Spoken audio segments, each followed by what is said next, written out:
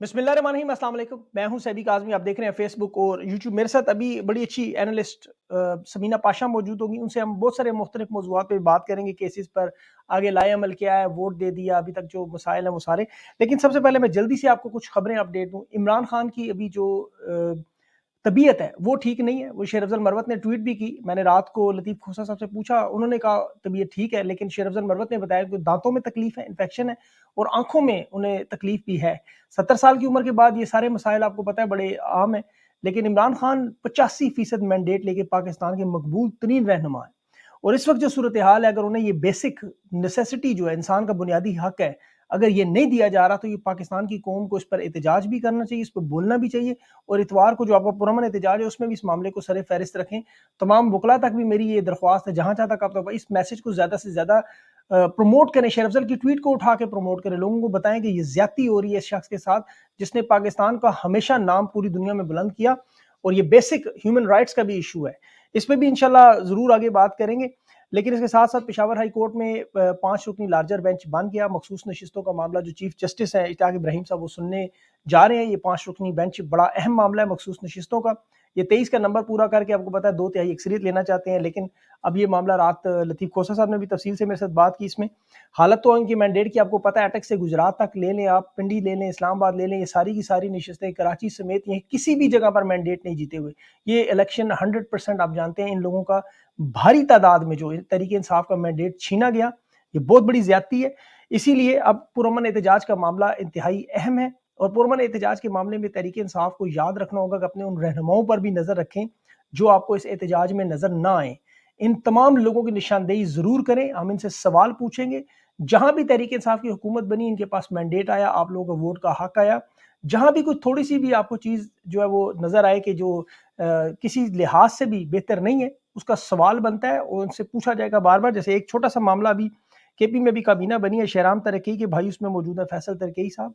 इसी तरह उमर अयूब साहब के कज़न है अरशद अयूब, वो भी मौजूद है। नूरुल हक कादरी साहब के बेटे हैं, शेर अफजल के भाई हैं। ये सब लोग काबीना का हिस्सा है। अगर वहां पे कोई मुस्तहिक कारकुन ऐसे मौजूद है जिनको इस काबीना में जरूर होना चाहिए था और वो नहीं है, वो बराए मेहरबानी जरूर बताएं, हम सवाल पूछेंगे। कि हम लोग तो इनके किसी के पेड मुलाजिम तो है नहीं, ना किसी जमात के तर्जमान है। अगर कोई चीज़ गलत होगी तो उसे गलत कहेंगे और उनसे सवाल पूछेंगे। लेकिन इमरान खान की कॉल पे आप लोगों ने नजर रखनी है इन तमाम रहनुमाओं पे जो इस पूरे मामले में आपको अगर एहतजाज में नजर ना आए। जो लोग फ्रंट से लीड नहीं करेंगे, सिर्फ ट्विटर पर बैठ कर ट्वीट्स करेंगे, तो वो उनसे सवाल जरूर पूछे जाएंगे। क्योंकि मामला इस वक्त इमरान खान की सेहत का भी है, पाकिस्तान के लोगों में मैंडेट क्या है, वोट क्या है और इसके अलावा बहुत सी खबरें। लेकिन समीना पाशा से तफसील से बात करते हैं, बहुत सारे मुख्तलिफ इशू, इन तमाम चीज़ों को एक नटशल में बंद करके आपके सामने रखते हैं। मिलते एक छोटी सी ब्रेक के बाद, मेरे साथ रहिए। अभी एक चीज ये मुफाहमत का मामला, अभी जिस तरह मैंडेट इन्होंने ले लिया, अब मैंडेट जाहिर है ये वापस तो करेंगे नहीं। सारे का सारा अगर मैंडेट वापस करें तो इन्हें बाहर जाना पड़ता है। और ये 2 साल से जो कुछ हो रहा है, जो कुछ आप बता रही हैं, इतनी जल्दी रिवर्स भी नहीं करेंगे तो ये फिर सफर कहाँ खत्म होगा? लोग एहतजाज करते रहेंगे, असेंबली में इस तरह एहतजाज होता रहेगा, हुकूमत नहीं चलेगी। ये मामलात आपको क्या लगते हैं? आपकी क्या इस पे तज्जिया क्या है?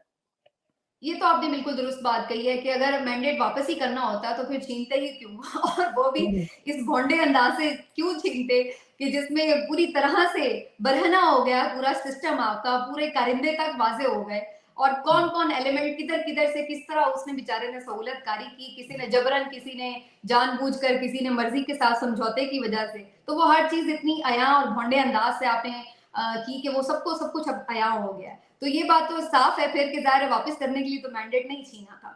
लेकिन ये बिल्कुल। होगा क्या, ये कितना, देखिए ये एक बात तो बहरहाल अपनी जगह हकीकत मौजूद है कि कोई भी अननेचुरल चीज़ को आप बहुत देर सस्टेन नहीं कर पाते और ये एक दुरुस्त। अननेचुरल गवर्नमेंट है क्योंकि ना तो इनके पास मैंडेट है, अखलाकी जवाज़ कोई नहीं है हुक्मरानी का। फिर दूसरी इम्पोर्टेंट चीज़ ये भी है कि जो इनके इस वक़्त बैसाखियाँ हैं, वो भी दिल से इनके साथ नहीं है। पीपल्स पार्टी को आप देख लें या एमक्यूएम को देख लें, वो इनके साथ उस तरह से रजामंदी के साथ खड़े ही नहीं हुए। फिर भी पीडीएम वन में फिर भी किसी हद तक रजामंदी थी, लेकिन 8 फरवरी को जो उन्होंने हाल देख लिया उन्हें भी नजर आ रहा है कि पीएमएलएन के साथ जुड़ने का नुकसान एमक्यूएम को भी हुआ है और पीपल्स पार्टी को भी हुआ है। एमक्यूएम की जो लीक वीडियो थी उसमें वो ये बात कर नहीं रहे कि भाई हाँ, हम पीडीआई के साथ गवर्नमेंट कर रहे थे तो ठीक था, हमारी उसके बाद जो है अवाम वोटर हमारा नाराज हो गया। तो उनको भी पता है आज फजलुर रहमान साहब क्यों नहीं इनके साथ जुड़े हुए, आज उनको क्या मसला हुआ है कि वो कोई बात मामला तय करके इनके साथ नहीं आ रहे। तो वजह यह है कि पता पीपल्स पार्टी और एमक्यूएम को भी है लेकिन इनके पीछे एक डंडा है जिसकी वजह से इन सबको साथ बिठा तो दिया गया जबरदस्ती, लेकिन अंदर से ये लोग साथ नहीं हैं। तो इस तरह की जो कच्चे धागे पर चलती हुई हुकूमत होती है, वो कच्चा धागा किसी भी वक्त टूट सकता है। ये होगा बिल्कुल। क्या, कितनी देर, क्या वजह बनेगी, ये तो अभी इस टाइम प्रिडिक्ट करना मुश्किल है, लेकिन वजह तो कोई भी बनने में देर नहीं लगती। हमारे यहाँ बिल्कुल। सब कुछ जब बहुत अच्छा भी होता है ना सभी, तो हमारे यहाँ जो ताकतवर हल्के हैं ना, उनका जो टेम्परामेंट है ना, वो 1 से 2 साल ही होता है किसी भी वज़ीर आज़म या हुकूमत के साथ चलने का, उसके बाद उन्हें वही लोग बुरे लगना शुरू हो जाते हैं। तो ये बेचारे ऐसे लोग जिनके पास ना मैंडेट है, इनको तो जितवाया भी एस्टैब्लिशमेंट ने, और जिस तरीके से ये लोग इक़्तिदार में आए हैं, तो इनकी शक्लें तो ज़रा ज़्यादा ही जल्दी मेरा ख़्याल है बुरी लगना शुरू हो जाएँगी। तो ये उसका बहाना कोई भी बनेगा, किस वक़्त बनेगा, कैसे बनेगा, ये अभी प्रिडिक्ट नहीं होगा, लेकिन ये बहरहाल कहना इतना मुश्किल नहीं है कि ये बहुत देर अगर ये समझ रहे हैं कि ऐसा चलेगा, तो वो किसी को भी नज़र नहीं आ रहा कि ऐसा चल सकेगा। बिल्कुल सही बात है, एक बबल तो बन चुका है, इसमें गुब्बारा इन्होंने हवा में फुला दिया, इसको एक सुई लगनी है, एक वाक़या होना है, इस गुब्बारे ने फट जाना है, इसमें कोई शक नहीं। अब जो खान साहब के केसेज़ हैं और रिहाई है और ये जो मामलात हैं, ये आपको किधर जाते हुए नज़र आ रहे हैं? ये तो खान साहब की अपनी मर्ज़ी की बात है, वो चाहे तो बड़ी जल्दी हो सकता है और वो ना चाहे तो जितनी देर मर्ज़ी, और वो तो भाई बंदा वहाँ बैठ के अब फुल जिसको कहते हैं ना सेटल हो चुका है, एन्जॉय कर रहा है, और मज़े से उन्होंने अपनी जो कमर है वो पीछे ऐसे टेक लगा कर ना, तो वो अब सारा तमाशा देख रहे हैं कि हो क्या रहा है। तो ये उनकी कंडीशन है, उनको कोई जल्दी नहीं है अब जेल से बाहर आने की।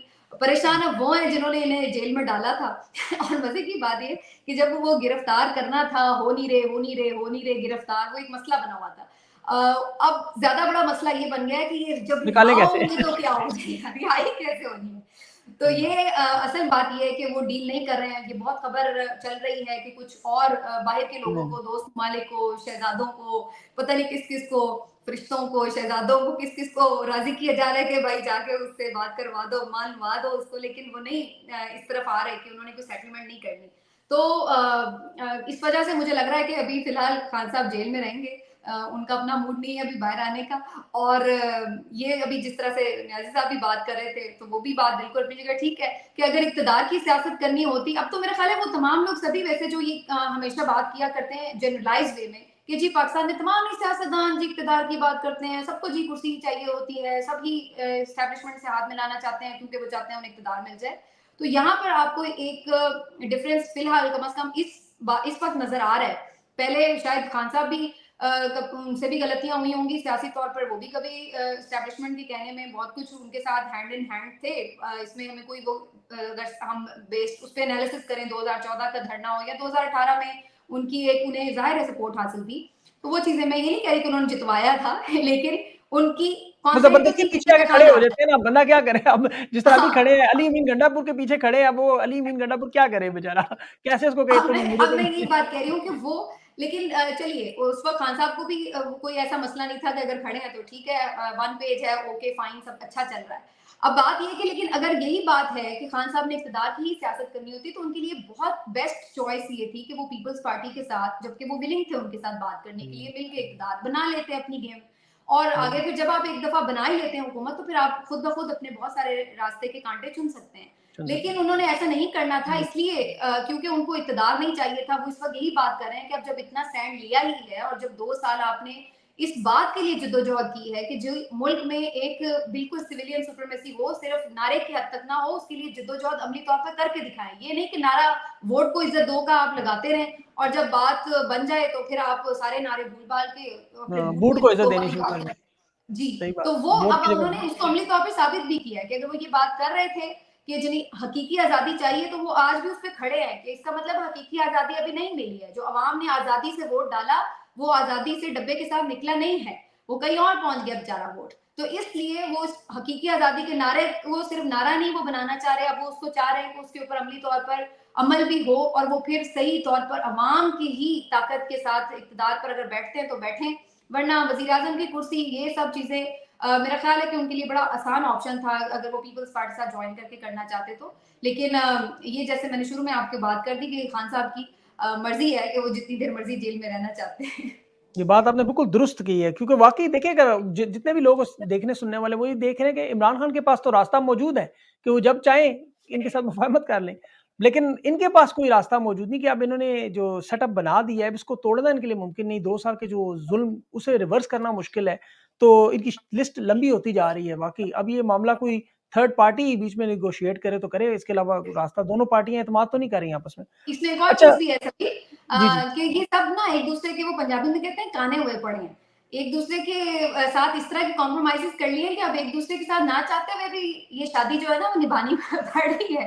चाहे मजबूरी वो में है। आप सियासी जमातों की बात कर लें या गैर सियासी जमात के लोगों की बात कर लें, ये जो आपस में इनकी सेटलमेंट है ना, ये चाहे इनको अच्छी लगे या बुरी लगे, ये अब मजबूरी भी बनी पड़ी है, क्योंकि सबके एक-दूसरे के पास ना बहुत सारे राज़ अब ऐसे हैं कि जो भी एक-दूसरे के साथ अब हटेगा पीछे ना, तो वो फिर उसको ये खदशा है कि दूसरा फिर उसकी जो है ना वो सारे राज़ भी खोल देगा। लेकिन उससे कोई फ़र्क नहीं पड़ा अभी फज़लुर रहमान साहब ने जैसे अभी बहुत सारे राज़ खोले, आपने उन्होंने नाम भी लिए, हुँ। फिर उन्होंने अगले दिन बताया भी, उन्हें फिर भी नशिस्तें नहीं मिली। तो मेरे ख़्याल में अब लोगों को पता है, सबको पूरे पाकिस्तान को पता है कि किसने क्या किया है। लेकिन उससे अब मेरे ख़्याल में इन्हें फ़र्क नहीं पड़ना कि राज़ क्या हाँ, खुलेंगे, लेकिन लंदन आगे के मॉडल प्लान्स भी तो तय हैं ना, आगे के भी तो कुछ प्लान्स हैं, वादे-वईद अभी वो भी तो पूरे होने हैं ना। अभी बहुत ये सिर्फ़ यहाँ तक बात थोड़ी थी कि इक़्तिदार मिल जाएगा, और वैसे भी अब प्लान चेंज भी करना पड़ा है।